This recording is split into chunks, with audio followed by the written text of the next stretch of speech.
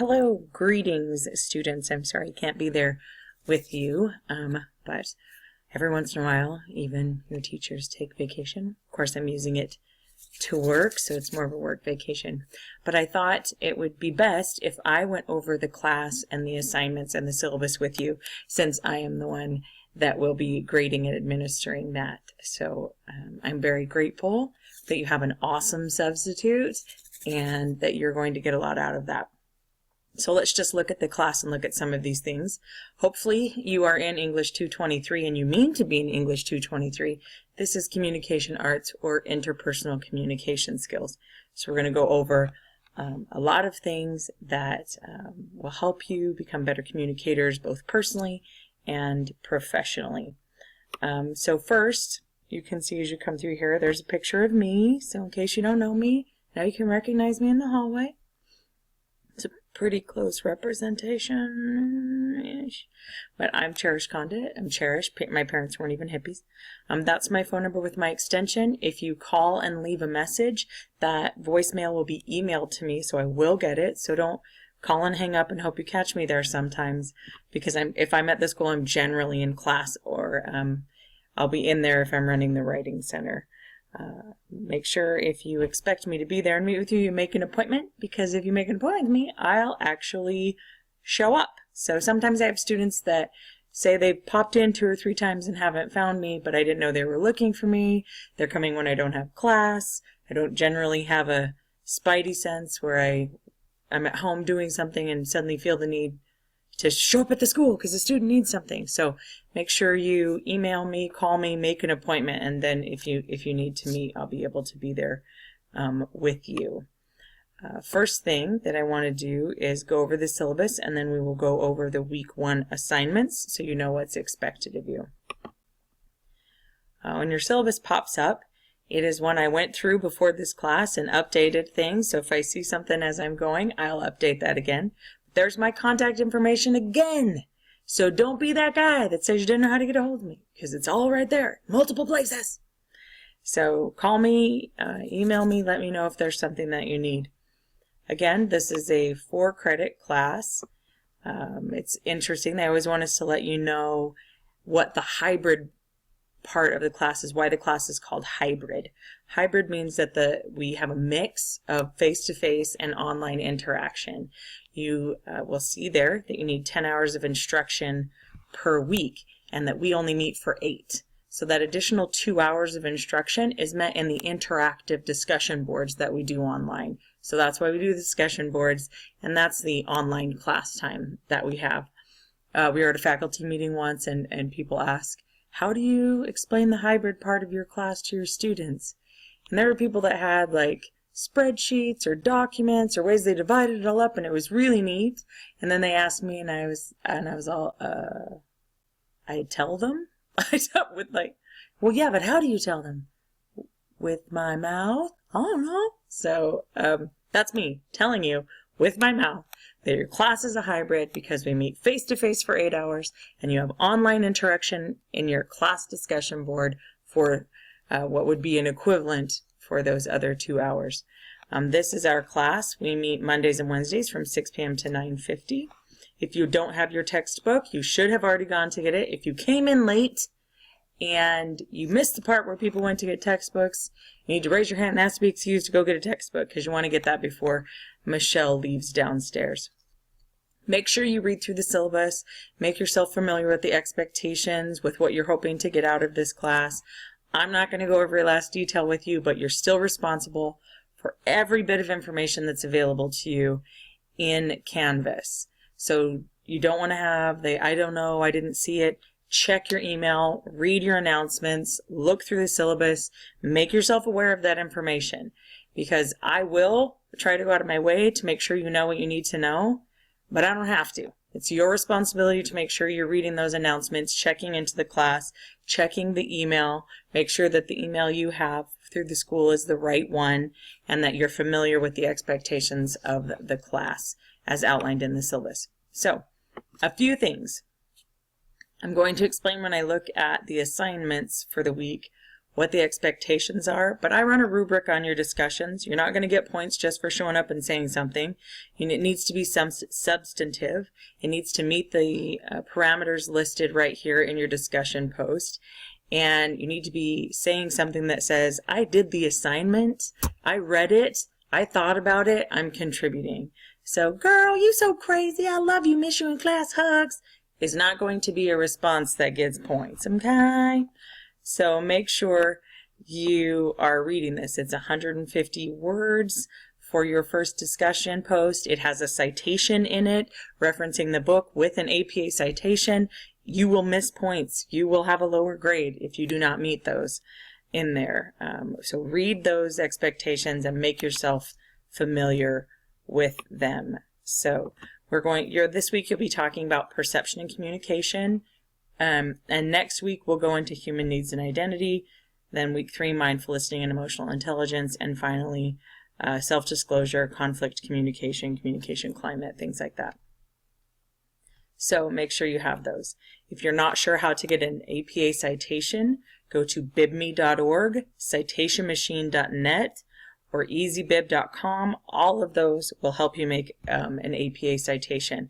You can put in the ISBN number from the textbook, and it'll give you an APA citation you can copy and paste as a reference at the bottom of all those discussion posts if you'd like.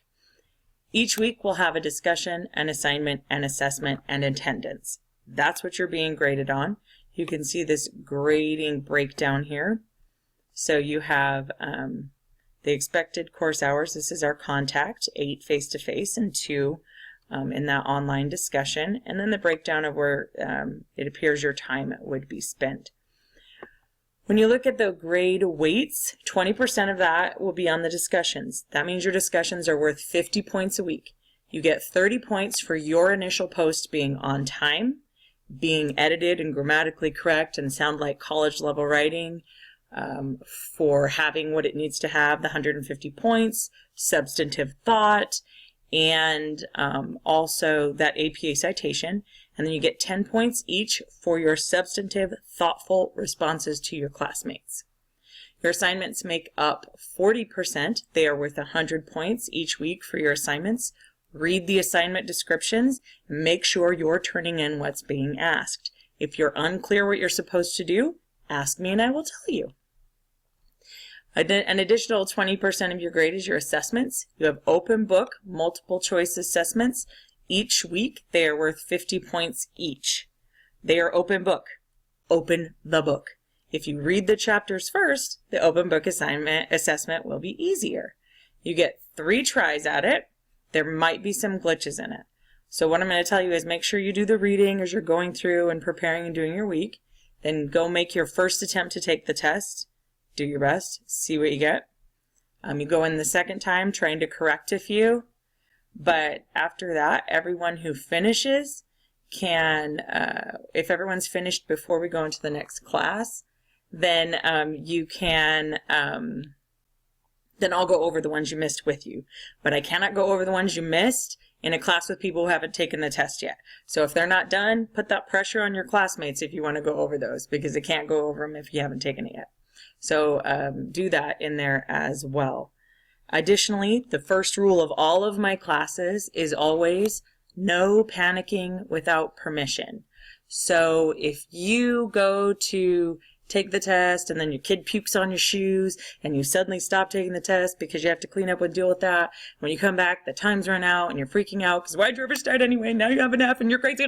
And you worry about it all weekend, and then you show up in class on Monday and you ask me about it and I say, okay, and then I reopen it. So you've had all that panic and stress over something I can fix in 2 minutes. So if something goes wrong or something comes up, communicate that with me, send me an email, and then let it go until I get back to you. And if I don't get back to you before the next class, ask me in the next class, and we'll see what we can do to figure it out. So don't panic unless I tell you it's time to panic. There are going to be some things I'm going to tell you to panic about, and that is that if you are in the habit of turning late work in, you're going to fail this course, period. Get on it. Start turning your work in on time. I'm very, very, very, very, very infinity adamant about this, especially this week. I have drilled this late policy in, drilled it in, get your stuff in on time, I'd made all these plans so I could have all my grading done and in before I left on vacation. And my students did not live up to that. They did not meet those expectations. And so I have spent 2 days of my vacation catching up on grading late work for students who couldn't be bothered to be respectful enough to manage their time in a way that showed respect for my time. So that was very frustrating. So I'm giving you this before any of you are guilty of that, so I can tell you, do not be guilty of that. I'm definitely not feeling as kind right now as I was before. So I'm going to explain that to you. There is a grace place, but schedule your time. Pull yourself together and start working on those professional skills. There isn't a job in the world that's going to pay you for not showing up and turning in all of your work projects 30 days late at all. So I'm not doing you any favors if I teach you that unprofessional behavior is acceptable. So that's why I have my late policy. So figure it out. If you need to schedule, if it's something you need to work on, do that. With that, I also know that sometimes life comes up. It does, but it needs to be an extreme, extenuating circumstance that is not a habit for you, and you need to communicate that with me as soon as you possibly can. I can work miracles with information I have. I can do nothing with information I don't have. So sometimes I've had students who Saturday after the mod is over email me and start asking questions about the week 1 assignment and then are frustrated because I didn't get back to them on Saturday because I was done working on Friday. And so they couldn't do it because I wouldn't answer their question about, it's 4 weeks late. You could ask me this question a long time ago. So get on it, be prepared, look ahead, and ask me those questions. Additionally, you're going to notice that the breakdown is pretty even for the points in there. So it comes down to 1,000 points even. I do that so that you always know what your grade is going to be. So if you have 257 points when you decide to quit and never do anything else, you have a 25.7% in the class. That'll be enough. So as soon as you have an earned 600 points, you have a D- and you passed. Don't celebrate yet. Do your best. At least shoot for a C. Come on. So make sure you're aware of those things. With that, I say pick the grade you want and then do the work to get it there. So what I want to do right now is just explain the late assignment submission policy. It is right here for you to see it. I generally will send out an announcement, an email, and post in the class a reminder of when assignments are closing. Don't expect to be able to turn everything in at the end of week 4. I will not accept it. So please make sure that's clear because your whole class is witnessing that I've made this clear. I will no longer take 5, 10, 15 students who turn in 4 weeks worth of stuff in the final weekend because they feel that their time is more important than mine. That by putting off what they need to do, they can take over my whole weekend of me constantly grading. It's disrespectful to me, and it's actually disrespectful to them because it means they have not grasped the concept yet that they are capable of more, that they can do more, that they are actually going to be quality students and quality workers who can respect themselves and their production and reputation there. Again, I know there are extenuating circumstances, but if you have been in the habit of being the student who relies on turning in late work, get out of that habit or you will be paying for this class twice or 3 times. But after 3 times, I'm going to do it again. So here's the late policy. For weeks 1 through 3 of the module, late assignments are accepted up to 1 week from the due date with a 20% deduction in grade. So let me explain that. The Monday after your assignment is due, your week 1 assignment is due on Saturday of week 1, your week 2 assignment is due on Saturday of week 2, and your week 3 assignment is due on Saturday of week 3. Your week 4 assignment is due Wednesday of week 4, and the mod closes at midnight on Thursday of week 4, and nothing will be accepted after that. Plan accordingly. So, week 1, Monday of week 2, it's a 10% reduction in your week 1 assignments if they're turned in that day. On Tuesday, it's an additional 2%. So Tuesday's 12% off, Wednesday's 14% off, Thursday is 16% off, Friday is 18% off, and if you turn in your assignment 1 week late, it will be 20% off of the grade you earned. So that's not an 80 out of 100. That's 20% off of what you earned. So if you turned in something that's worth like 87, you're going to lose 20% of that. So that's going to put you down in a C- instead of a B+. So just understand that. After it's 1 week late, and I have already scheduled them to close, that assignment will close and it will no longer be available for you to access it. So if you don't have it in by then, you will not be able to turn it in for points. So if you somehow get 1 or 2 weeks behind and you haven't turned in your work and it's more than a week late and those assignments close and you're thinking you have to give up, I do have a very difficult loser's bracket, I guess you could say, that you could go back through. I can make extra credit available. However, extra credit means in addition to all of the regular work. So in order to have access to extra credit to bring up your grade, you have to have completed all of your assignments. So if your week 1 is more than a week late and you are behind and you are going to fail, you will have to complete all of your missing assignments for no points and then do the extra credit to bring your grade up. So my suggestion is that you get your work in on time. So plan accordingly, because I'm not kidding. For anything that's going to be late in week 4, you have to have a verifiable extenuating circumstance to be able to turn that in, and you have to ask for it ahead of time. Those obligations would be military obligations, jury duty, death in the family that causes extended hardship, and verified medical problems in your immediate family. It's a specific list of extenuating circumstances. So week 4 assignments are not taken late very often. But to help you with this, because I close the class out on Thursday of week 4 so I can get my grades in, the week 4 assignment is an in-class presentation. So if you plan your time well in week 4, you should be able to have your discussion post done and your test done before class, or you can do those on Thursday and have your presentation done on Wednesday. But plan it well, you should be able to walk out of class with your entire assignment done. So as you read through the rest of it, it's going to talk about APA style. I'm going to check that. I'm going to expect that. I'm going to help you learn that so that it's effective for you if you end up taking an online class where they're real sticklers for that. So ask questions about that. I'm happy to help you learn that. Make sure yourself familiar with the other expectations of respectful communication in the course, and then be aware of academic integrity. Don't cheat. Don't take other people's work and pass it off as your own for plagiarism. I warn you, as the English teacher, I can generally detect that. But if it's an accident, if you're trying to cite it but you're just not doing it right, I'm going to fix it and show you how to do it. I'm not going to penalize that. But know that we are serious about our plagiarism policy, and that you can not only fail the class but be expelled if you're caught doing that more than once. So don't cheat, ask for help. I'll always help you. So that's basically the review of the syllabus. Note that I have put in the due dates for the assignments and everything, so you should be able to get in there, see when it's due, and see when it closes, so that you'll know when it's available. You should know that Thursday, April 13th at midnight, every assignment in the class will close and you will no longer have it available to you. The class ends on midnight of Thursday of week 4.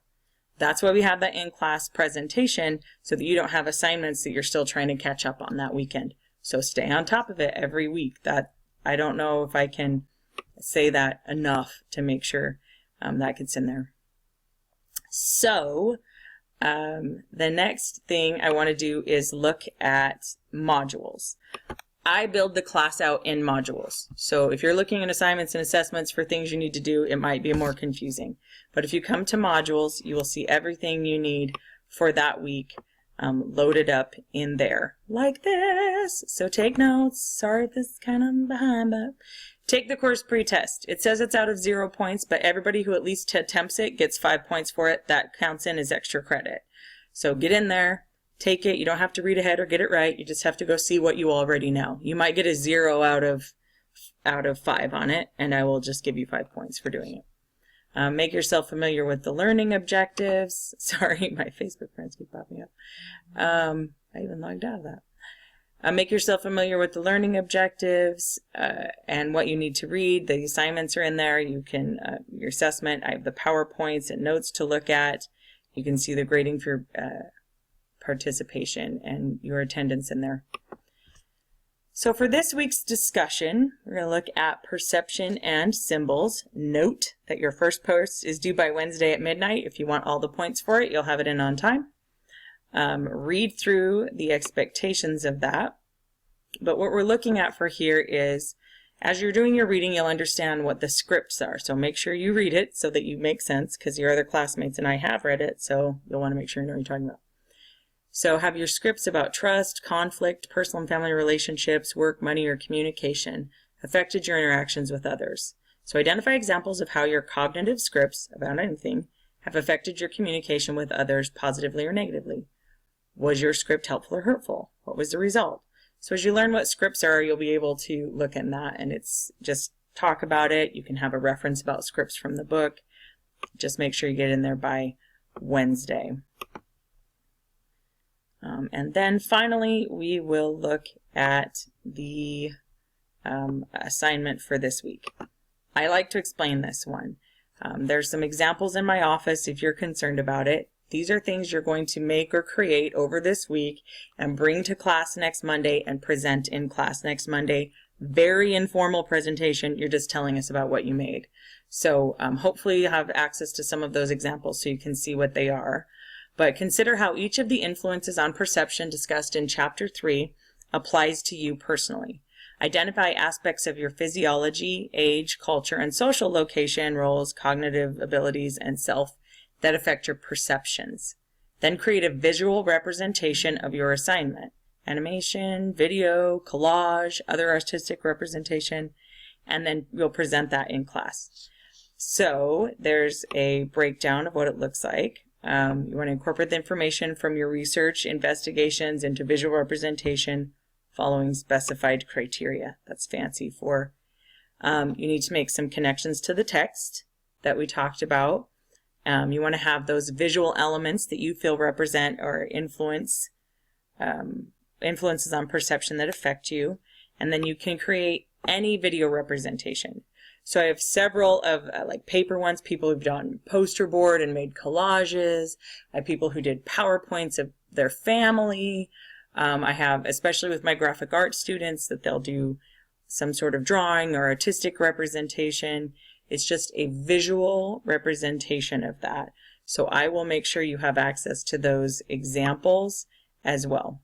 So anything that's visual that can show things that affect your perception. But it needs to show that you understand what affects perception. And this is a key one. The quality of work should demonstrate the time and effort put into the assignment. So if you have a torn out of your spiral notebook piece of paper that you have a pencil stick figure drawing on, and you're like, this is my kid, he affects my perception. Yeah, that's not going to show that you've done quality time and effort. But that's really what it is. So attractive, engaging, that visual representation. So we'll make sure you get to see those examples. So read through that, be creative, have fun with it, tap into what is easiest for you or best for you, and ask me any questions you have about that assignment. And then finally, for the week, you have that open book assessment that you need to take. Again, if everybody gets it taken, we can go over the ones you missed in class next week, and I will allow you to use your third time to fix those. If they have people left that haven't been taking it, then you're stuck with that grade that you have there. But overall, I'm very excited. I hope that answered a lot of your questions. Hope that made you familiar with things. Hope it became very clear how serious I am about the late work policy. And I'm looking forward to a phenomenal class. This is one of my favorite classes to teach. It's so important. We learn so much, and it really improves our interaction with our colleagues professionally, but also with our friends and family in our personal communications. So dig in, schedule it out, stay on top of things, and let's have a great class. I'm looking forward to that. So I will see you next week. and email me if you have any questions, and I'll be happy to answer them and help you understand what you need to be able to be successful with this class. So I will see you soon. Peace out. Make wise choices.